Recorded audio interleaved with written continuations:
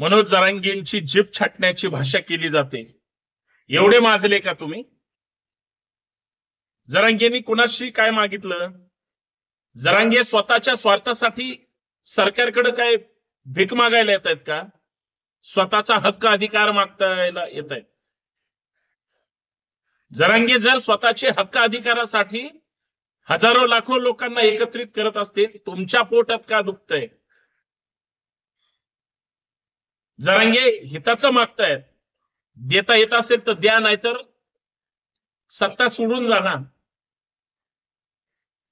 तुमच्या नेत्याचे तळवे चाटण्यासाठी तुम्ही जर नेत्याला बापाचा दर्जा देत असाल आणि त्याच्यासाठी एका संघर्ष करणाऱ्या मराठा योद्ध्याची जीभ छाटण्याची त्या ठिकाणी भाषा बोलत असाल, राणे असतील किंवा ते विदर्भातले फुके असतील, खर तर समाज म्हणून जर तुम्हाला बाजूला केलं तर तुमची पात्रता ही शून्य असेल.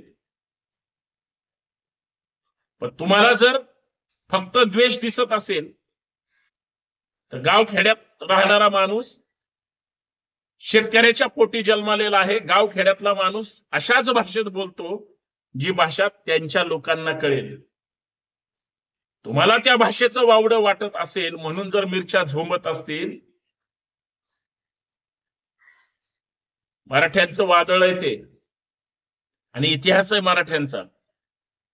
सिंहाच्या जबड्यात घालून हात मोजीत ती जात मराठ्यांची.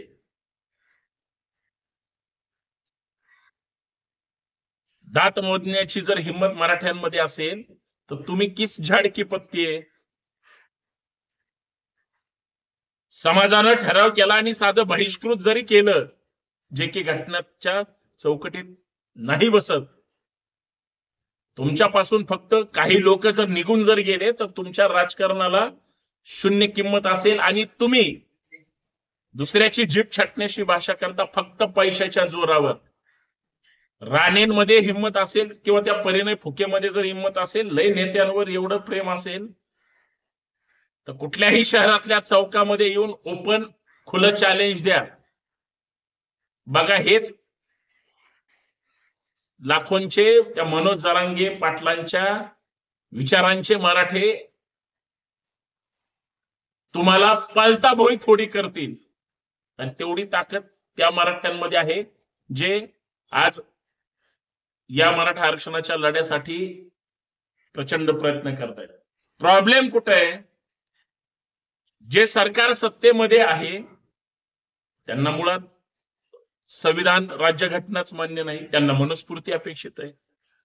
राज्यघटना तुम्हाला आरक्षण देते, प्रतिनिधित्व देते, लोकशाही टिकवते आणि तुम्ही या देशातले श्रेष्ठ नागरिक आहात हे तुम्हाला प्रतिनिधित्व देते. यांना ते मान्य आहे का? यांना गुलाम म्हणून तुम्हाला ठेवायचंय. आणि संघर्ष करणारी माणसं काय म्हणतात? गुलामीत राहू नका. गुलामाचा आणि गुलाम करणाऱ्यांचा धर्म कधीच एक नसतो. जोपर्यंत गुलामाला गुलामीची जाणीव करून देणार नाही तोपर्यंत तो पेटून उठणार नाही. म्हणून उठा, जागे व्हा आणि संघर्षासाठी तयार राहा. म्हणून तर मराठा आरक्षणाचा लढा ताकदीनं लढला जातोय. धनगर समाज सुद्धा ताकदीनं आरक्षण मिळण्यासाठी लढतोय. हसवतय कोण? फसवणारे कोण आहेत? ज्यांना आरक्षण द्यायचं नाही ते सत्तेत बसलेत, ज्यांना संविधान मान्य नाही ते सत्तेत बसलेत. मग ज्यांना आरक्षणच महत्वाचं वाटत नाही ते बाकीचं काय सांगणार आहेत? मुद्दा तिथं आहे. लढणाराने फक्त लढायचं, फक्त ते आंदोलन फोडण्याची किंवा तुमच्या संघर्षाला किंवा तुमच्या त्यागाला दिशाभूल आणि बदनाम करून तुम्हाला कसं तिथून डायव्हर्ट करायचं यासाठी ह्या लोकांचे प्रयत्न आहेत. ते बिचारे मनोज जरांगे पाटील यांच्या भूलथापांना बळी पडत नाहीत. तर हे म्हणतात तुम्ही आमचे नाही म्हणजे तुम्ही त्यांचे. काय महाविकास आघाडी काय दूध द्यायली का? महाविकास आघाडीतल्या कोणत्या नेत्यांमध्ये एवढी पात्रता आहे की जे ताकदीनं या आंदोलनात लढ्यात सहभागी होतील? मोठ्या नेत्यांबद्दल बोलतोय.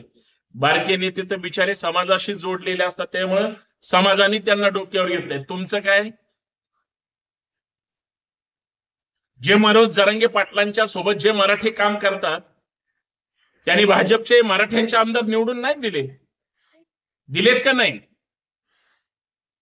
हे सांगा त्या जीभ छाटणाऱ्या नेत्यांना की मराठ्यांचा विश्वासघात करू नका. जे मतदान करू शकतात, निवडून आणू शकतात, ते तुम्हाला 5 वर्ष भोगा तुम्ही पद. तुम्हाला 5 वर्षात सत्तेतून परत पाय उतार सुद्धा हेच लाखो करोड मराठे सत्तेतून पाय उतार करू शकतात, हे लक्षात ठेवा.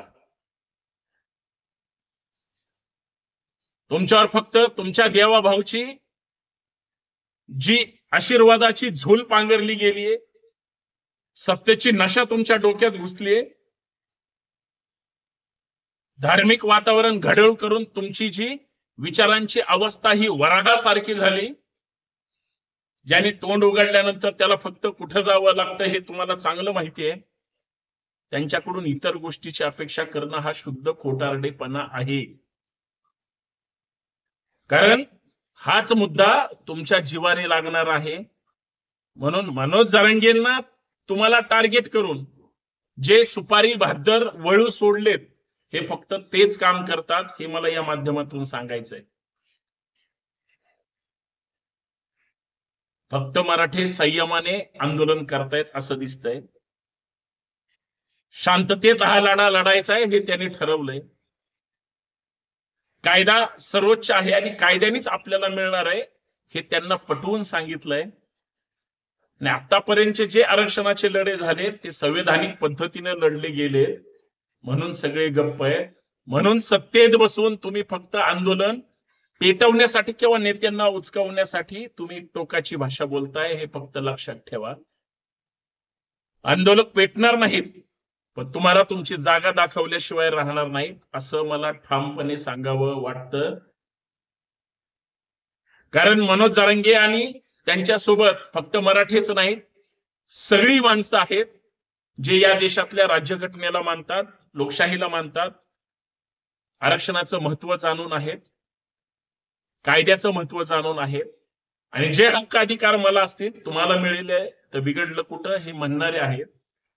पण ज्यांना स्वार्थाचं दुकान चालवायचंय आणि सुपारी घेऊन सुपाऱ्या वाजवायच्या, ते मात्र विरोधाचं काम करतात. हे ठामपणे लक्षात ठेवा, नोंद करून ठेवा.